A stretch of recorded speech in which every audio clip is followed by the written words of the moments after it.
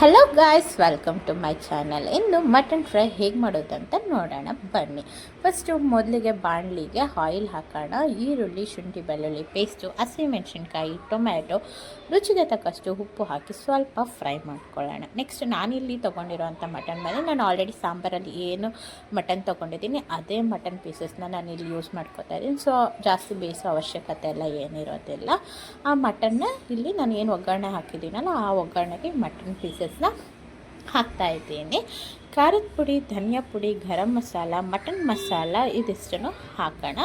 Next ನಾನಿಲ್ಲಿ ಸ್ವಲ್ಪ ಜಾಸ್ತಿ ಖಾರ ಹಾಕಿದ್ದೀನಿ ಅಂತ ಅನ್ನಿಸ್ತಾ ಇರ್ಬೋದು. ನಮ್ಮನೇಲಿ ಸ್ವಲ್ಪ ತಿಂತೀವಿ ಸೊ ಹಾಕಿದ್ದೀನಿ. ಬೇಡ ಅಂದರೆ ನೀವು ಸ್ವಲ್ಪ ಕಡಿಮೆ ಮಾಡ್ಕೊಳ್ಳಿ. ನೆಕ್ಸ್ಟು ಟೊಮ್ಯಾಟೊ ಸಾಸ್ ಹಾಗೂ ಚಿಲ್ಲಿ ಸಾಸ್ ಯೂಸ್ ಮಾಡಿದ್ದೀನಿ. ಯಾಕಂತ ಹೇಳಿದ್ರೆ ಅದು ಸ್ವಲ್ಪ ಟ್ಯಾಂಗಿ ಫ್ಲೇವರ್ ಇರೋದ್ರಿಂದ ಸ್ವಲ್ಪ ಟೇಸ್ಟ್ ಚೆನ್ನಾಗಿರುತ್ತೆ. ಇದು ಆಪ್ಷನಲ್, ಬೇಕಿದ್ರೆ ಹಾಕ್ಕೋಬೋದು, ಇಲ್ಲಾಂದರೆ ನೋ ಪ್ರಾಬ್ಲಮ್. ಮತ್ತು ನಾನು ಇಲ್ಲಿ ಸೇರ್ವ ಯೂಸ್ ಮಾಡಿದ್ದೀನಿ, ಮಟನ್ ಸೇರ್ವ. ನಮ್ಮನೇಲಿ ಏನು ನಾನು ಮಾಡ್ಕೊಂಡಿದ್ದೀನಲ್ಲ ಅದೇ ಸೇರ್ವ ಯೂಸ್ ಮಾಡ್ಕೊತಾ ಇದ್ದೀನಿ. ಇದು ಬೇಕಂದರೆ ಹಾಕ್ಕೋಬೋದು, ಇಲ್ಲಾಂದರೆ ವಾಟರ್ ಕೂಡ ಯೂಸ್ ಮಾಡ್ಬೋದು.